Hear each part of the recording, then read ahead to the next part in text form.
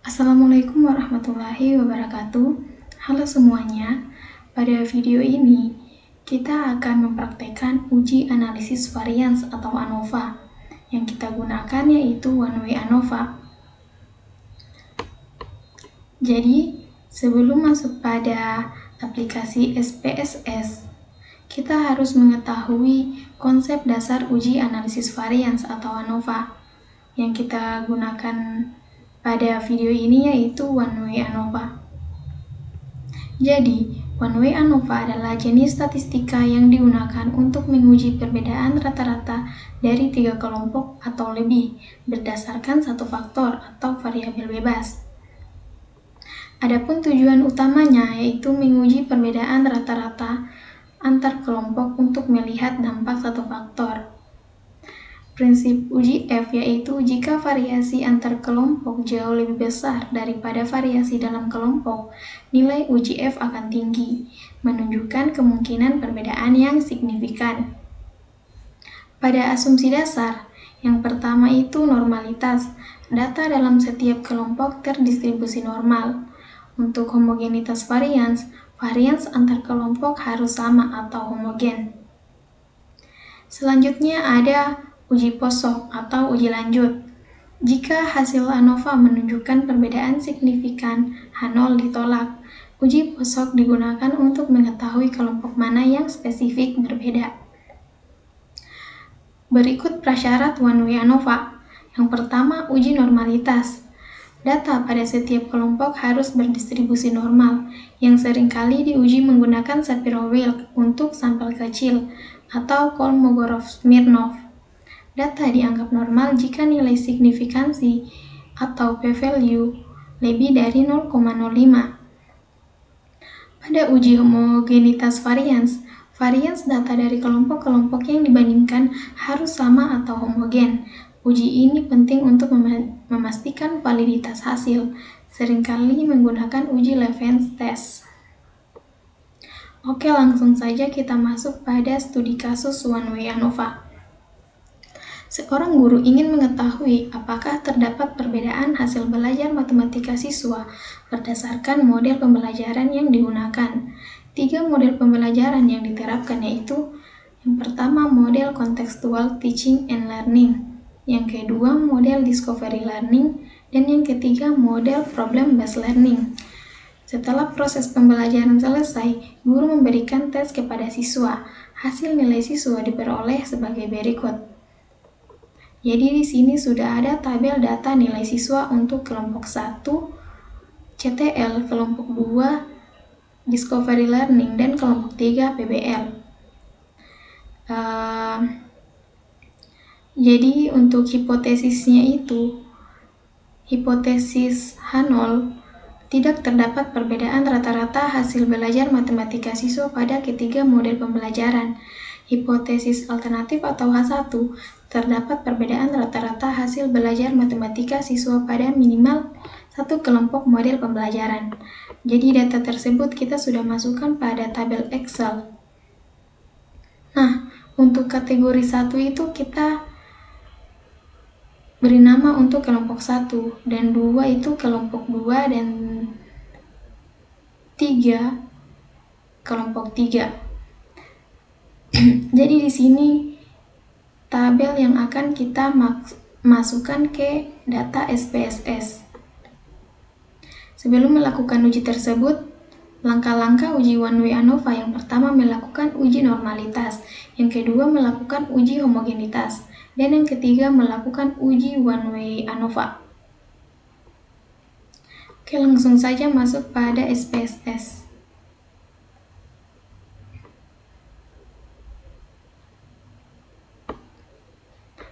Klik pada variabel view.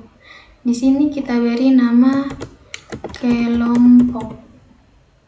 Kemudian kita beri nama nilai.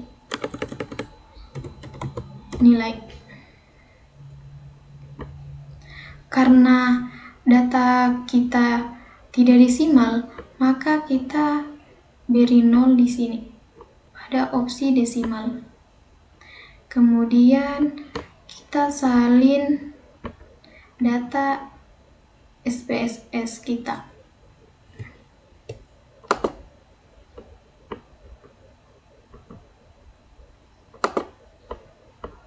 Kita copy. Kemudian masukkan pada data view.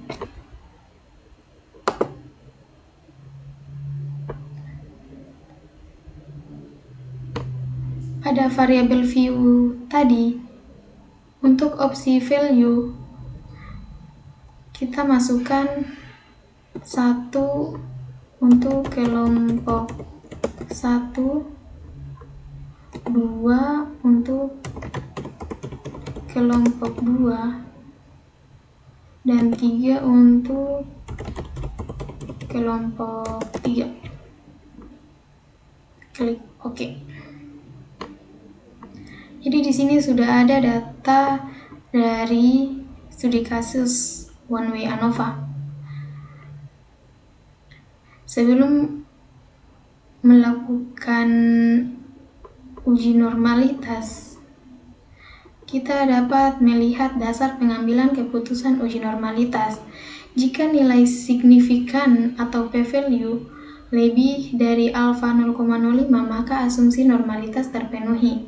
Jika nilai signifikan p-value kurang dari alfa 0,05, maka asumsi normalitas tidak terpenuhi.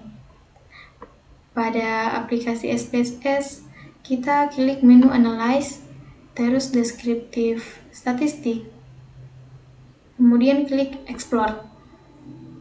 Pada kelompok kita masukkan ke Factor List dan nilai ke Dependent List, kemudian klik Plots. Kita centang pada Normality Plots with Test, kemudian Continue dan OK.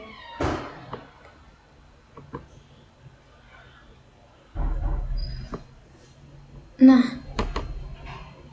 di sini sudah terdapat output test of normality.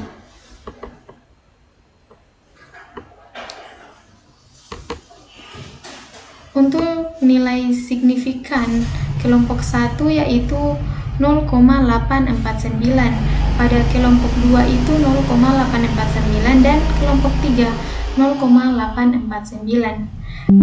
Jadi untuk interpretasi uji normalitasnya itu telah terpenuhi karena lebih dari 0,05. Jadi asumsi normalitas terpenuhi. Kemudian untuk melakukan uji One Way ANOVA, kita klik pada Compare Means, kemudian One Way ANOVA. Pada kelompok kita masukkan ke faktor dan nilai masukkan ke Dependent List, kemudian klik Option. Kita centang pada Homogeneity of Variance Test, kemudian Continue, lalu OK.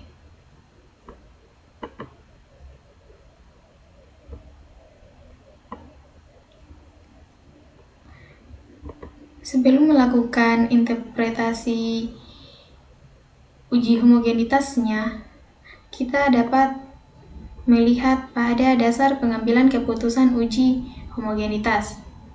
Jika nilai signifikan atau p-value lebih dari alfa 0,05, maka dapat disimpulkan varian data homogen atau uji homogenitas terpenuhi. Jika nilai signifikan atau p-value kurang dari alfa 0,05, maka dapat disimpulkan varian data tidak homogen atau uji homogenitas tidak terpenuhi. Kemudian kita lihat pada output test of homogeneity of variance. Nah, untuk nilai signifikannya itu pada kelompok 1 itu 1,000, kelompok 2 juga 1,000 dan kelompok 3 1,000. Jadi bisa kita ketahui uji homogenitas telah terpenuhi. Nah, kemudian kita lihat pada output ANOVA. Di sini tertera nilai signifikannya 0,000. Pada dasar pengambilan keputusan uji one way ANOVA, jika nilai signifikan atau p-value lebih dari 0,05 berkesimpulan tidak ada perbedaan secara signifikan. Jika nilai signifikan atau p-value kurang dari 0,05 berkesimpulan ada perbedaan secara signifikan. Pada output ANOVA tersebut tertera nilai signifikannya 0,000, maka berkesimpulan tidak ada perbedaan.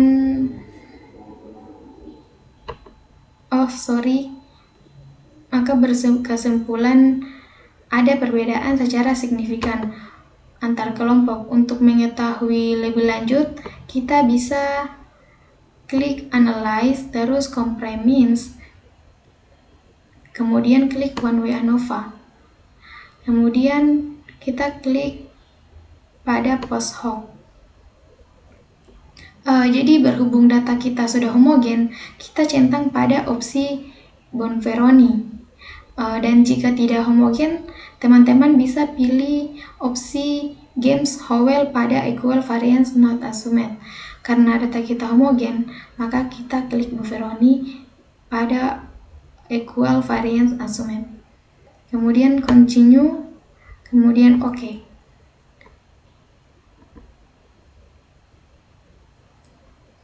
Sebelum melakukan interpretasi post hoc test, kita bisa melihat dasar pengambilan keputusan uji lanjut atau post hoc dalam uji one way ANOVA. Nilai signifikan p-value lebih dari 0,05 berkesimpulan tidak ada perbedaan secara nyata. Nilai signifikan atau p-value kurang dari 0,05 berkesimpulan ada perbedaan secara nyata. Kita lihat pada output post hoc test.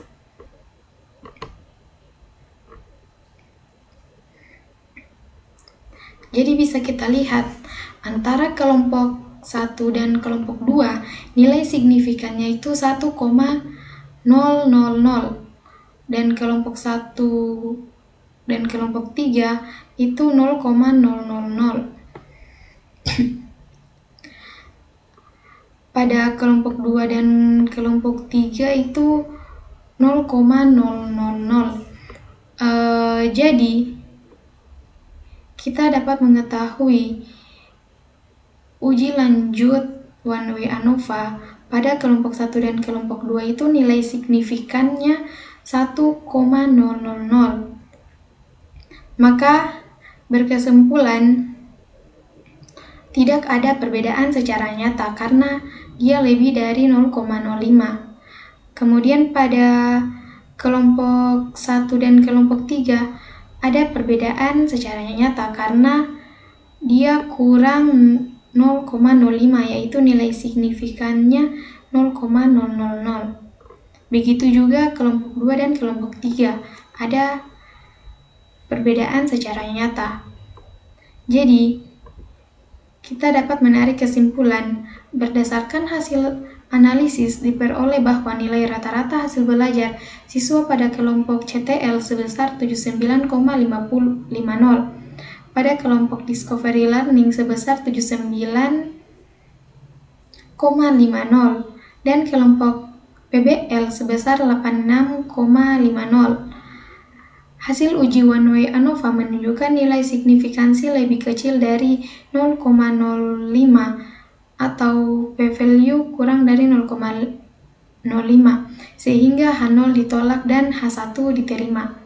Jadi dengan demikian dapat disimpulkan bahwa terdapat perbedaan yang signifikan pada rata-rata hasil belajar matematika siswa berdasarkan model pembelajaran yang digunakan. Model pembelajaran PBL menunjukkan rata-rata hasil belajar yang lebih tinggi dibandingkan model CTL maupun Discovery Learning, sehingga model PBL dapat dikatakan lebih efektif dalam meningkatkan hasil belajar matematika siswa. Itu saja video hari ini. Semoga bermanfaat dan dapat bisa dipraktekkan secara langsung pada teman-teman sekalian.